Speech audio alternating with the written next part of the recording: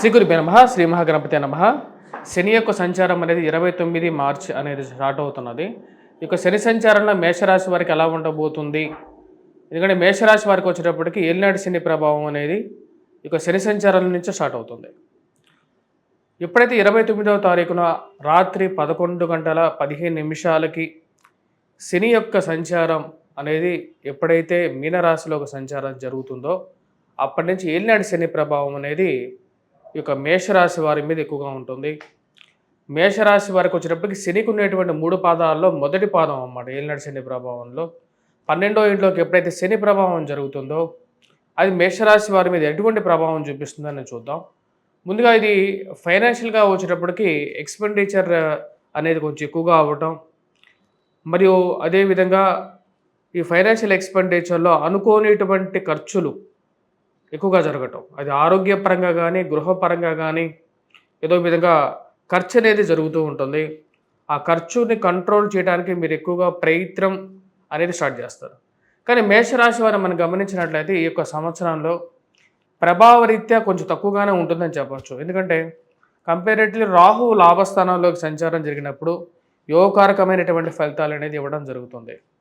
కానీ శని సంచారంలో ఎప్పుడైతే జరుగుతుందో కొంచెం శోకతృప్త హృదయం అనేది జరగటం, అంటే మానసికంగా కొంచెం బాధలు కలగటం, మనసుకు దగ్గరైనటువంటి వారు దూరంగా జరుగుతారనేటువంటి భయాందోళనలు, ఉద్యోగరీత్యా వ్యాపార రీత్యా ఏదైనా అనుకునేటువంటి సంఘటనలు జరుగుతాయా అనేటువంటి ఒక ఆలోచనలు అనేవి ఎక్కువగా భ్రాంతిని కలిగించే విధంగా ఉంటుంది.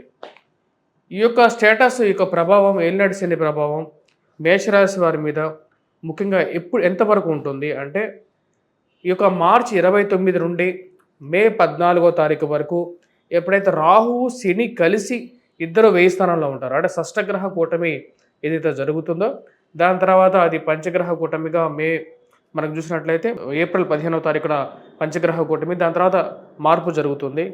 మే 14వ తారీఖున రాహు తిరిగి లాభస్థానాల్లో సంచారం చేసేంత వరకు కూడా దీని యొక్క ప్రభావం అనేది మేషరాశి వారి మీద కొద్ది ఎక్కువగా ఉంటుంది. ఈ యొక్క రాశివారు ముఖ్యంగా వచ్చినప్పటికీ ఈ యొక్క మొత్తం 7 సంవత్సరాల కాలం అనేది మొదలవుతుంది. మార్చి 29వ తారీఖు నుంచి స్టార్ట్ చేస్తే రాబోతున్నటువంటి 7 సంవత్సరాలు 6 నెలలు మేషరాశి వారికి వచ్చేటప్పటికి ఈ యొక్క ఏలినాటి శని ప్రభావం అనేది ఉంటుంది. అంటే 2 సంవత్సరాల 6 నెలలకి ఒక్కొక్క పాదం. శని చాలా చాలా స్లో మూవింగ్ ప్లానెట్ కాబట్టి దాని యొక్క ప్రభావం అనేది చాలా ఎక్కువగా ఉంటుంది. ముఖ్యంగా వచ్చినప్పుడు ఆలోచన శక్తిని భ్రమింపజేసే విధంగా, పరమార్థిక చింతన, దైవ చింతన వైపు కలిగించే విధంగా ఎక్కువగా ఉంటుంది. ఎటువంటి ప్రొఫెషన్స్ మీద ఇవి ఎక్కువగా ప్రభావం చూపిస్తాయి అనేది కూడా మనం చూద్దాం. మనం గమనించినట్లయితే ఈ యొక్క 7 సంవత్సరాల్లో ప్రొఫెషనల్ చేంజెస్ అనేవి కూడా జరగడానికి ఎక్కువగా ఆస్కారం ఉంటుంది. అంటే ఎవరి జాతకంలో అయితే శని బలవంతుడుగా ఉన్నాడో శని వారి జాతకరీత్యా ప్రొఫెషనల్ చేంజెస్ కూడా ఇవ్వగలుగుతాడు. వారికి సరైనటువంటి గుర్తింపుని మరియు స్థాయిని కలిగించేటువంటి ఒక శక్తి కూడా శనికి ఉంటుంది అన్నమాట. ఇప్పుడు ఈ యొక్క మేషరాశి వారిలో చూసుకుంటే ప్రొఫెషనల్స్ పరంగా మనం చూసుకున్నట్లయితే లాయర్స్ మీద ఈ యొక్క ఏలినాటి శని ప్రభావం అనేది ఎక్కువగా ఉంటుంది. అదేవిధంగా కార్పెంటర్స్, శ్రమ వృత్తులు చేసేటువంటి వారు, అంటే అందరూ శ్రమ వృత్తులు చేసేటువంటి వారే, కష్టపడకుండా ఏది రాదు.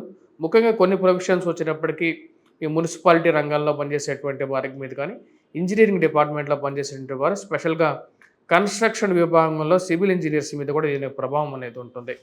రోడ్స్ అండ్ బిల్డింగ్స్ డిపార్ట్మెంట్లో ఉండేటువంటి వారి మీద కూడా ఎక్కువగా దీని మీద ప్రభావం అనేది కనపడుతూ ఉంటుంది.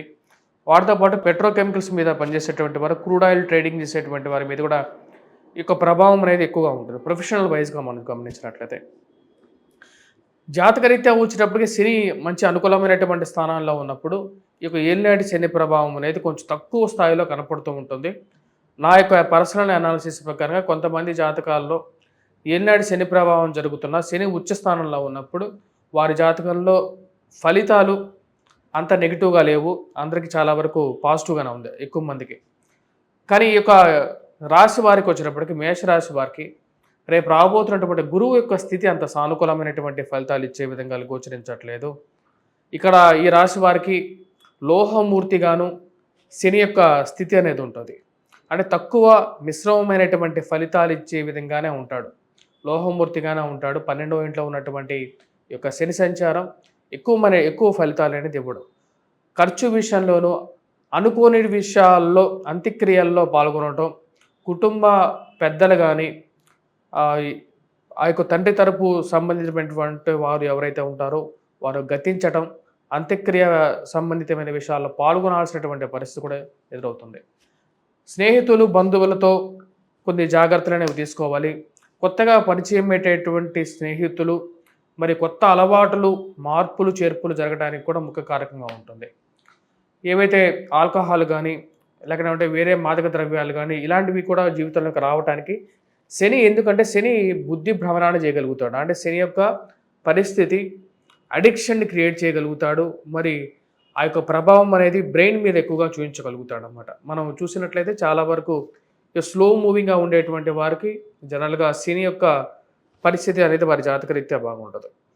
పొలిటికల్‌గా ఉండేటువంటి వారి మీద కూడా శని యొక్క ప్రభావం అనేది ఉంటుంది. ఎందుకంటే శని ఎప్పుడైతే బలవంతుడుగా ఉంటాడో వారికి వచ్చేటప్పటికి జనరల్‌గా సమాజంలో మంచి పేరు ప్రఖ్యాతులు ఉంటాయి. వీకెస్ట్ పొజిషన్‌లో ఉన్నప్పుడు ఈ యొక్క ప్రభావం అనేది పొలిటికల్‌గా కూడా దాని యొక్క ప్రభావం అనేది ఎక్కువగా ఉంటుంది. ఈ రాశి వారు ముఖ్యంగా వచ్చినప్పటికి ఎటువంటి వ్యాపారాల నుంచి కొంచెం దూరంగా ఉండాలి ఈ సంవత్సరం అనేది కూడా చూద్దాం. ఈ యొక్క సంవత్సరంలో వచ్చేటప్పటికి మెటల్స్‌కి కొంచెం దూరంగా ఉంటేనే మంచిది. ఐరన్, స్టీల్ వీటికి దూరంగా ఉండడం అనేది చాలా ముఖ్యమైనటువంటి సూచన.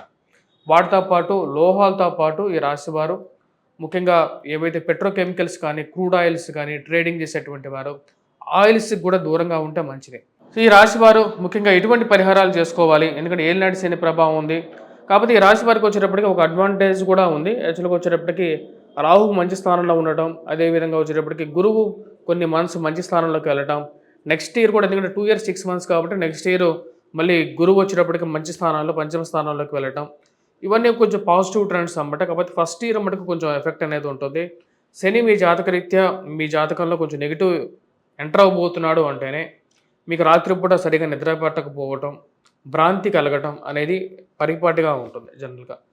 అదే మీ జాతకంలో శని కూడా నీచత్వం పట్టి ఉండే మటుకు ఏలినాటి శని ప్రభావం స్టార్ట్ అయితే ఆ యొక్క ప్రభావం అనేది ఎక్కువగా ఉంటుంది. మీ జాతకరీత్యా వచ్చినప్పటికీ ఎందుకు ఇలా కోయిన్సైడింగ్‌గా జరుగుతాయి ఏలినాటి శని ప్రభావం రీత్యా అంటే, ఏలినాటి శని ప్రభావం జరిగేటప్పుడు మీ యొక్క జాతకరీత్యా వింశోత్తర దశలో వచ్చినప్పటికీ రాహు మహర్దశ కానీ, లేకపోతే శని మహర్దశ కానీ సైమల్టేనియస్‌గా జరుగుతూ ఉంటుంది. లేకపోతే ఏదో ఒక బ్యాడ్ ప్లానెట్ అంతర్దశ జరగడం అనేది నేను గమనించడం జరిగింది. సరే ఈ రాశి వారు ఎటువంటి పరిహారాలు చేసుకోవాలి అనేది మనం చూద్దాం. ముందుగా వచ్చేటప్పటికి రాశి వారు ఎక్స్‌పెండిచర్ మీద ఒక దృష్టి అనేది సారించాలి. ఖర్చు పెట్టే డబ్బుల గురించి, ఫ్యామిలీని ఎక్కువగా ప్రొటెక్ట్ చేసుకోవడం గురించి, ఈ యొక్క విషయాల గురించి ఎక్కువగా జాగ్రత్తలు అనేవి తీసుకోవాలి. ఈ రాశి వారు ముఖ్యంగా పరిహారాల విషయంకి వచ్చేటప్పటికి ఏలినాటి శని ప్రభావ రీత్యా వెంకటేశ్వర స్వామి దేవాలయ దర్శనం అనేది చాలా సింపుల్ టెక్నిక్. వాటితో పాటు శనిగ్రహ మంత్రజపం చేసుకోవటం, ఇంట్లో ఎటువంటి పాత ఇనుము ఉంచుకోవద్దు. వాటితో పాటు ఆయిల్ అన్నెసెసరీగా మీ దగ్గర పెట్టుకోవడం కానీ, లేకపోతే నువ్వులు దానం ఇవ్వడానికి ఎక్కువగా ప్రయత్నం చేయండి. వీలైతే ఏదైనా శనివారం నువ్వులు దానం ఇవ్వటం, మరియు అదేవిధంగా ఇనుము ఏదైనా ఉంటే, ఏదైనా వెంకటేశ్వర స్వామి దేవాలయం కన్స్ట్రక్షన్లో ఉంటే దానికి ఎంతో కొంత మీ యొక్క తోచినంత దర్శనం చేసుకున్న తర్వాత దానంగా ఇవ్వండి. లేకపోతే వెంకటేశ్వర స్వామి దేవాలయ దర్శనం, తిరుపతిలో ఉన్నటువంటి దేవాలయ దర్శనం కూడా చేసుకోవచ్చు. ఇటువంటి పరిహారాలు ఎక్కువగా పాటించండి. 7 సంవత్సరాలు ఉంది దీని యొక్క ప్రభావం. మీ జాతకరీత్యా కూడా శని మహర్దశ నడుస్తున్నప్పటికు బ్లాక్ సాఫైర్ ఒక 5 క్యారెట్స్ ధరించండి. మీ యొక్క జాతకరీత్యా మధ్య వేలుకు ధరించాలి. అది ధరించినట్లయితే సానుకూలమైనటువంటి ఫలితాలు పొందగలుగుతారు. స్వస్తి.